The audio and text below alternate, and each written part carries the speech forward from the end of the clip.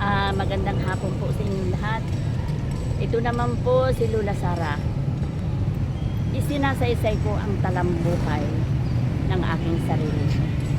Una po, nung bata pa ako, ang bahay namin ay sa Bacolod, Ducoban, Sorsogon. Doon po ako nag-elementary hanggang sa nakatapos po ako ng grade 4. At nag-grade 5 naman ako sa Payawin, Gubat, Sorsogon. Masaya po ako at may respeto sa aking kapwa. Pinalaki po ako ng aking magulang na maging mabait na bata. Kaya taglay ko po ngayon ang respeto sa mga nakakatanda at sa mga kabataan. Na minsan sinasabihan ako ng iba, magsawa na ako sa pag-aaruga sa aking mga mahal na ako. Pero hindi po ako nagsawa sapagkat ang sabi ng Biblia, ang sabi ng Panginoong Hesukristo, ang sino man tumanggap sa batang ito sa gitna ninyo ay tinanggap ang Panginoon. Hindi ko po yan nakalimutan. Hindi ko po yan nakakalimutan. Kaya ako makibata. Hindi ko kaano-ano ay mahal ko sila. Sapagkat nasa isip ko, nasa puso ko ang salita ng Panginoong Hesukristo. Na sino man tumanggap sa batang ito sa gitna ninyo ay tinanggap ang Panginoong Hesukristo. Kaya, yan po ang bilang paalala ko sa inyo. At sa mga punto na yon, dumating ako na magdadalagitan ako. Taglay ko pa rin ang rosaryuhan. Sa Marios, Guban, Sorsogon, na hanggang ngayon, naging barangay na naganap. Doon ako nagsimula ng pagro-rosary. Walang nagturo sa akin, subalit natutunan ko yan. Ang ginagawa ko sa mga kabataan, iniipon ko sila at naghuhukay ako ng kamote para ipamahagi sa kanila na mag-a-attend ng rosaryo. Kaya masaya ako sapagkat nung katapusan ng aming aurora o kaya pagdarasal, sinamahan ako ng mga matatanda. Ang music noon ay kumbu pa, sabi banda. May saxophone, may gitara. Masaya po ako sapagkat bata pa rin ako. Bata pa lang ako, napaglingkuran ko kung paano ang kumilala sa Diyos. Kaya itong para sa akin. Hanggang sa ngayon, 67 years old na ako. Ang aking birthday ay Immaculada Concepcion. Ngayon, doon ko ibinabahagi ang talambuhay ko. Na hindi po ako naghahanda. Subalit sa awat, sa tulong ng mahal na Panginoon Jesucristo, maraming tao ang nagbibigay sa akin ng parang handa, pasasalamat nila sa akin. Sapagkat lingid sa kaalaman po ninyo, isa akong faith healer sa mga ngayon. Nakakatulong din ako sa aking kapwa na ibinigay sa akin ang libre ng Panginoon, kaya ibinabahagi ko rin ang libre. Oo, maraming salamat sa mga doctors sapagkat katuwang ako nila sa paggagamot. Sa aking sensya at sa aking sapang espiritual, ito ako. Na ang sabi baga ng Panginoon, ibubuhos ko sa inyo ang aking espiritu sa lahat ng laman. Kaya tinanggap ko sa aking sarili na marahil isa ako na nabuhusan ng biyaya ng espiritu ng Panginoong Hesukristo upang tumulong sa mga tao. Kaya ito ako ngayon, naging traditional midwife ako. Doon sa Camarines Norte, trinhilot ako na tumutulong ako. Sa ngayon, natapos na yun dahil ibinawal na. Dahil kailangan natin ang doktors. Pero ako'y isa rin sa nakatulong sa mga tao. Na hindi ako nagpapabayad, ang kusang loob lang nila. Sapagkat ibinigay sa akin ang power ng Panginoong Hesukristo na ako makagaling sa tao sa pamamagitan ng pagtiwala ko sa kanila, ibinabahagi ko rin yan ng libre sa aking kapwa. Naghihilot ako ng pilay. Sa tulong ng Panginoong Hesukristo, nakakaginhawa at sa tiwala nila sa Panginoong Hesukristo. Pangalawa lamang ako, ang faith nila sa Panginoong Hesukristo na sila'y gumaling. Pangalawa lang ako. Sa awa ng Diyos, sila'y gumagaling. Sa hipo ng aking kamay na inaari ko, ito'y kamay ng Panginoong Hesukristo, gumagaling po sila. Kaya maraming salamat na sa pamamagitan ng taglay kong kapangyarihan na pinahiram sa akin ng Panginoon, masaya ako na hanggang ngayon ay taglay ko. Doon sa Tagaytay Gubat, Sorsogon, doon ako naggamot at doon ako ikinasal. Matapos akong ikinasal, natuto ako ng paggagamot.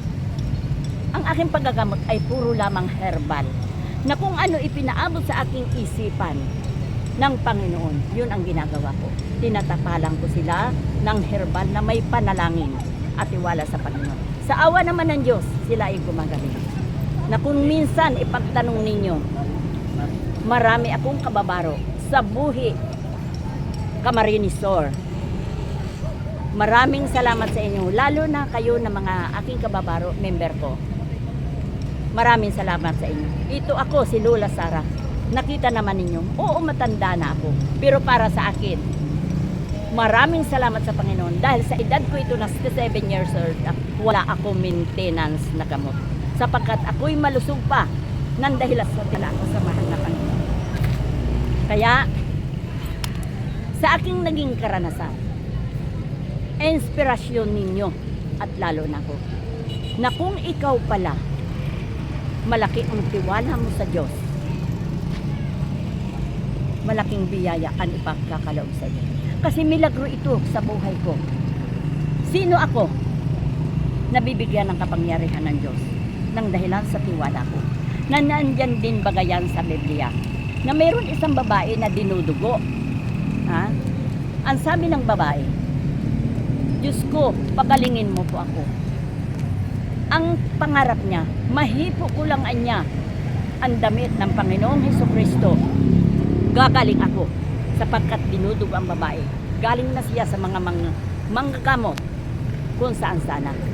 Namanata siya na mahipo lang niya ang dulo ng damit ng Panginoon.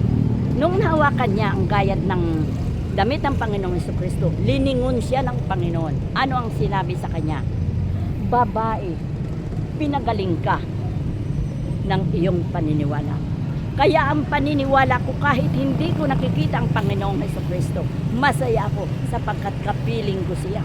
Ramdam ko ang kanyang biyaya para sa akin. Kaya ito po ang aking talambuhay. Nang dahil sa paniniwala ko sa Panginoon, nabubuhay ako. At isa pa, ikikwento ko pa sa inyo. May 3 kulay ako ng pag-ibig. Maniwala man kayo sa hindi, ako'y nanampalataya sa mga encantadores na kung tawagin ay encantadores na may taglay na kapangyarihan na galing sa Panginoon. Nirerespeto ko po sila, pero hindi sila ang sinasamba ko sapagkat walang ibang may kapangyarihan. Ang solo Diyos lamang na may anak na Panginoong Hesukristo na doon tayo tiwala, ipinagkatiwala ang kanyang bugtong na anak. Yan lamang ang Panginoon ko.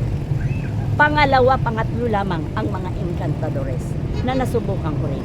Matagal ako namuhay sa kapangyarihan ng mga engkanto.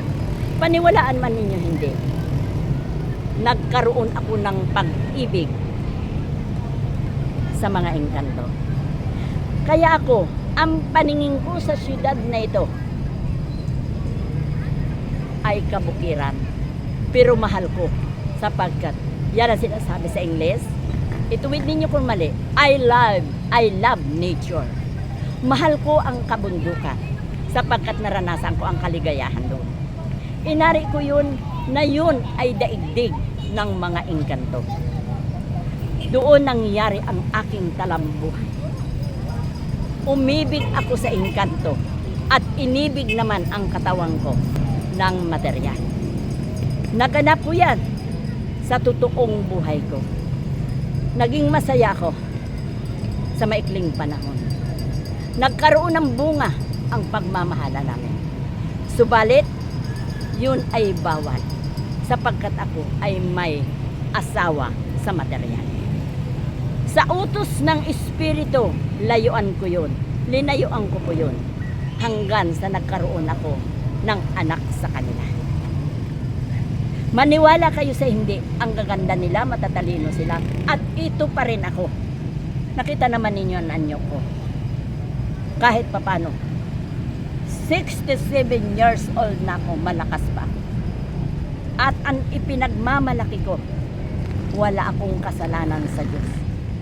Nagkamali man ako kung mali nga ang umibig sa immortal. Humingi ako ng tawad sapagkat hindi karapat dapat. Ito ako, nasa material. Pero may pusong encantadores ako sapagkat naranasan ko po yan. Kaya paniwalaan man ninyo sa hindi, ngayon December, sa kagubatan, isusuot ko ang napakaganda kong gown sapagkat inari ko yun ay kaharian ng mga engkanto. Masaya ko, sapagkat ramdam ko sila, nakikita ko sila kung paano nila ako inaliw ng mga engkanto. Kaya ngayon, ito ang taglay ko. Una, paniniwala ko sa solo Diyos. Pangalawa, sa Panginoong Hesukristo. Pangatlo, may lain nangyari yan, ang mga engkanto. May utang na loob ako sa nila. Kaya ito, sa oras na ako tumutulong sa mga tao, gamitin ko lang itong palad ko na binigyan ng power ng Panginoon. Sila ay gumagaling. May patutuo ako sa inyo. Ngayon, December, Immaculada Conception. Wala ako inimbitahan na tao. Pero pagdating ng oras, may panhanganda ako sa tulong ng mga engkantadores at ng Panginoong Hesukristo. Yan po ang talambuhay ko. Subaybayan po ninyo. Baka sabihin ninyo, ito'y hindi totoo. Nangyari ito sa buhay ko. Masarap makipagrelasyon sa mga engkanto. Pero magpakatotoo ka lang. Tutulungan ka nila. Kaya paniwalaan man ninyo hindi, may minahal ako na engkanto. Kaya maraming salamat po sa inyo. Ito po ang aking talambuhay. Na darating pang mga araw, may mga ibabahagi pa ko sa inyo. At ang napakakulay sa buhay ko. May panahon na kapag ginamit ako ng banal na espiritu, wala ako sa aking sarili. Tanungin mo man ako, pasuin mo man ako, hindi ko po alam yan. Ang hiningi ko sa Diyos, na magsalita ako na ang malaman ko. Huwag ako engkantuhin. Huwag ako linlangin. Gusto ko malaman ko ang pinagwiwika ko na marinig ko at malaman ko. Yun ang hinihiling ko sa Diyos. Sapagkat may time ako na nagsasalita ako, nang gagamot ako na hindi ko po alam. Yan po ang totoo. At marami na rin po ako tinulungan na sa ibang bansa. Maraming salamat sa mga nagpagamot sa akin na sa ibang bansa. Ang ginagamit ko lang po ang kanilang pangalan at ang picture nila sa cellphone. Nagugulat na lamang po ako na may message na sila sa akin. Maraming salamat po, Lula Sara, sa tulong mo. Ang sabi ko sa kanila, bago ninyo ako pasalamatan, ang Panginoong Hesukristo na muna ang pasalamatan ninyo. Sapagkat ramdam ko ang tulong ng banal na espiritu sa akin. Pangalawa, ang mga engkantadores. Kaya sa pagsasalaysay ko ito, ang sa totoo lang, walang nagbayad sa akin. Kung hindi, ito'y kusang loob ko na ibahagi sa inyo ang patotoo sa aking buhay. Kaya, ganito man ako, sakripisyado. Ang sabi ng Espiritu sa akin, makinig ang may pakinig. Makinabang, yaong tumanggap sa kanilang mga salita. Kaya ito ako, pinakikinabangan ko ang tinig ng Espiritu Santo. Maraming bate ko sa akin, pero hindi po ako nakikintal o hindi man lang ako nag-aalala. At excuse me. At bakit? Nandito sa akin ang Panginoong Kristo. Inaari ko na siya ang naggagabay sa akin. Pangalawa na ang mga engkantadores na mayroon taglay na kapangyarihan. Maraming salamat po at magandang hapon sa inyo. Continue po.